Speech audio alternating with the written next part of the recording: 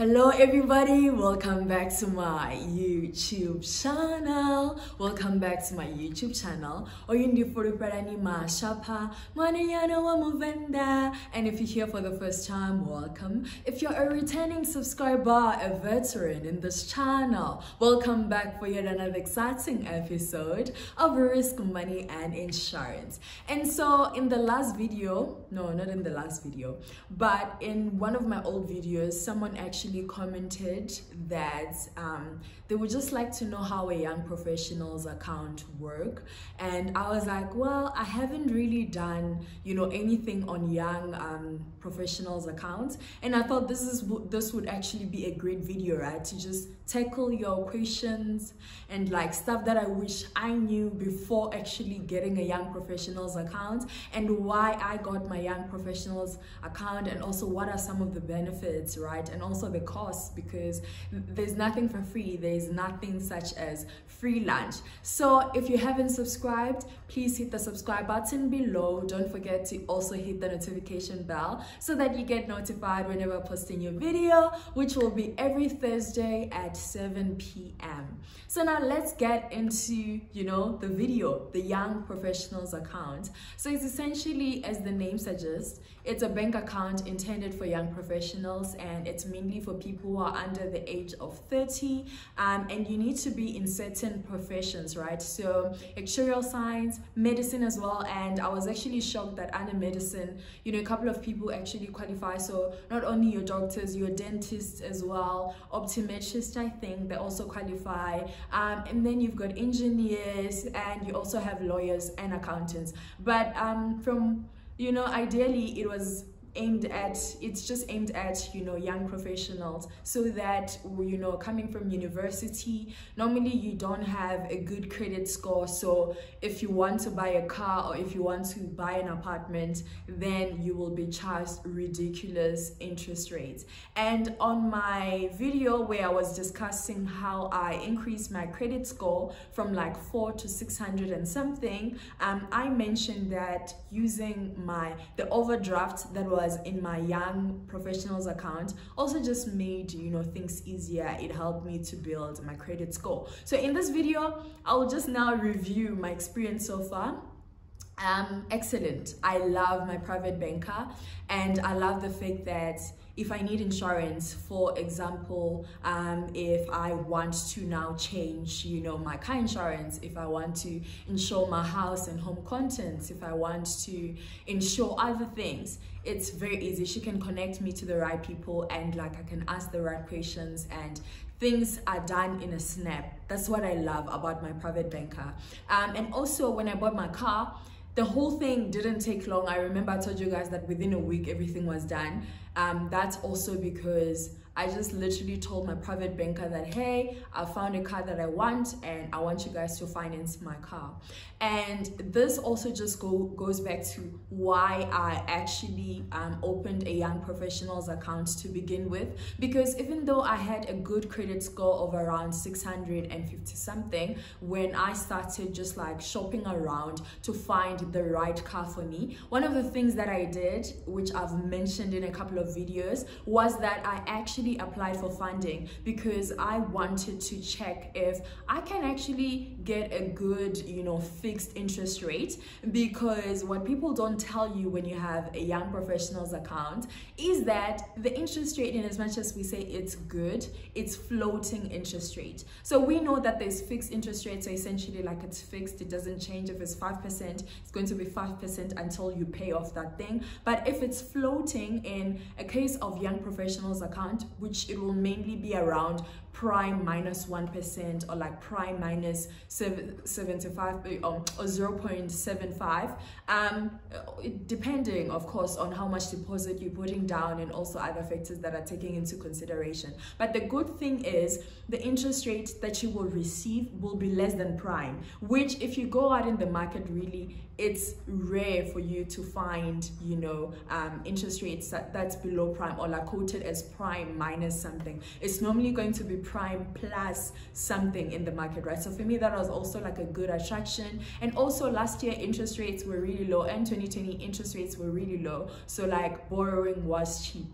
But Right now, the monetary the monetary policy in South Africa is increasing interest rates almost every other month, and so now the cost of debt is actually increasing, right? So I guess this is now the downside, because had you bought a car at an interest rate of like 6%, right now prime has increased, and your prime minus 1% will be somewhere around over 7%, and that's like an increase in your installments, right? And we know that they're actually saying there will be more interest rate hikes that are coming up in future, so that just means borrowing is actually going to be expensive. Your car installments are going up, your loan installments are going up, but overall, if we look at it from a point of, if you were in the market, right, so if you had gotten a quote from any other bank which you do not have a young professionals account with, then the main thing is you wouldn't have gotten the interest rate that you have now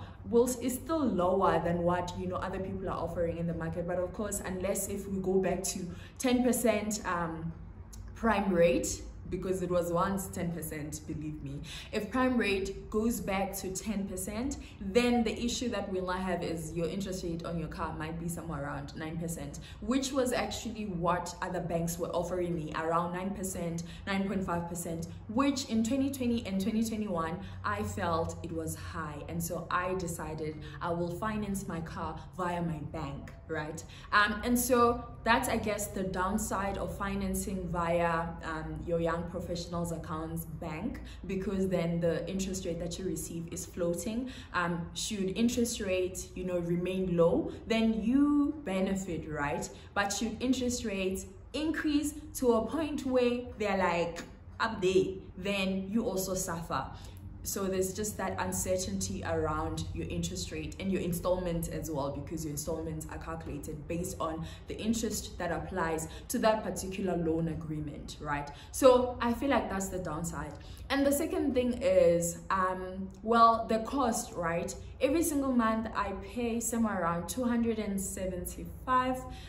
If it hasn't increased, I haven't checked, but when I started it was 275, and you pay that 275 on a monthly basis, regardless of whether you're using all the services that are in essence related to the young professionals account. So you have a good 275 going out of your account every single month. But I also feel like, well, for the services that we receive, you might actually perceive it as a small price for the privileges that you're getting. Other benefits, just like you also have an overdraft, so overdrafts of around 20k or 30k, which I have to emphasize is not your money, it's still credit, but you can use the overdraft to then build your credit score. That's how I did it. I used the overdraft that is in my private banking account to actually build my credit score. So I would buy groceries using the overdraft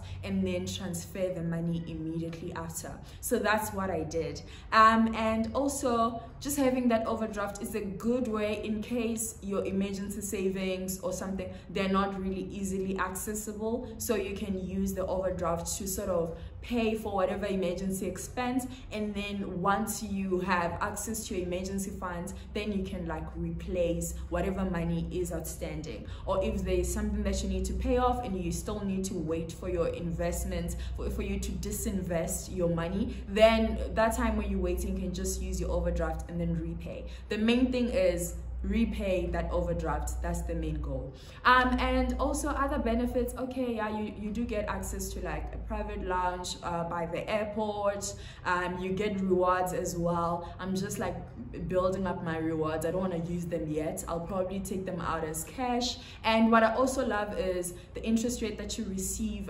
You get like good interest on they have what they call a prime saver account, which is quite good. I mean, your normal savings account will give you something like around 4%, 5%, very close to inflation, but like that account, in my experience, actually gives you somewhere around over 5%. So like you are looking at an account that gives you interest rates that's like above inflation, which is good because you then preserve the real value of your money. Another thing is I have my investments, so I invest indirectly in equities, meaning that I don't like choose stocks and whatnot, but I do it via my bank, right? Investec, in this scenario. So normally I have like a debit order that goes out and I buy like shares every single month. So that is also just like part of my portfolio as well. So I do my investments, my loans, and I also like bank with them, which honestly it's concentration risk, but I feel like it works. It's so efficient because everything is there. Like I don't have to go out and, you know, also get insurance as well still, and they can connect you to like a financial advisor if there's a need and stuff. So there are all those benefits that are just available for you to use, and the fact that, you know, you have access to all these resources as a young professional, for me is a plus, because you really need, you know, all these resources, and the financial advisors and everything there, of course, they come, you know, it's free. You don't have to pay for those. So for me, overall, my experience has been amazing. I love my banker. We chat when we have challenges. We also chat when I want to do stuff. I also tell them like, hey, this is what I want to do now, but in the long run, this is what I'm working towards. How do we go about this? Just to keep them in the loop, and also that they can advise me, right, on the best way to do stuff. And that's what I really love. And because I've developed such a good relationship with my banker, it's quite easy for me now to just like get stuff done because they are there for me and stuff. So there are also other banks. I know ABSA, FNB, Netbank, they also have these young professionals accounts. Well, I don't have, you know, any experience with them, so I cannot speak on their behalf to say how they're doing, but I've just like browsed around. The benefits are more or less the same. The amount that you're being charged on a monthly basis will normally be less than, you know, like 300 rands. And also just another thing to emphasize is that for you to qualify for these things, there's some banks that are like really specific. I know someone wanted to get the Investec young professionals account, and they were saying, well, if you are outside of the stipulated profession, then you need to earn at least 600,000 per annum, and like you need to be under 30 as well. And also there are other conditions that you need to actually have, you know, a 4-year degree or like an honors equivalent degree, or like honors on its own. So there are those like conditions, but overall I think banks in South Africa really pulled through for young professionals, because otherwise credit for someone without a credit history would actually be really expensive. So I feel like it's a good way, because even if you don't have, you know, a good credit score, you can actually buy a car and get charged an interest rate that is below prime, which in my opinion, without a good credit score, you would actually pay like around 14-13% or even close to 20%. So they really help you out in that sense. And so that's all that I wanted to say in this video. Perhaps you guys can also give your suggestions or like give more insights, you know, on young professionals accounts in the in the comment section, and just so you know, you tell us about your experience, how it's been so far. Are you loving your banker? What's going on? Can you recommend? Can you not recommend? Because in my opinion, it is actually a good way for you to just build your credit score and get access to credit earlier on in your career, like get access to good credit, but like that good credit not costing you an arm and a leg. Another point that I have to emphasize is that honestly, in my opinion, if you're working for a bank and you qualify for those staff rates, so like people who work for banks, they get staff rates, they get like charged way less interest rates. If you actually work for a bank, I don't, as a graduate or like whoever, I don't see the need for you to have a young professionals account, because then already like you get access to credit, and it's really cheap for you as an employee of the bank. But anyways guys, that's my opinion. I hope you guys enjoyed this video. Don't forget to like, comment, share and subscribe. I love you guys so much. Mwah. I'll see you in the next video. Oh, bye. Oh, before I go, happy Passover, happy Easter everyone. Be safe on the roads. I hope you have a splendid time with your loved ones. Bye.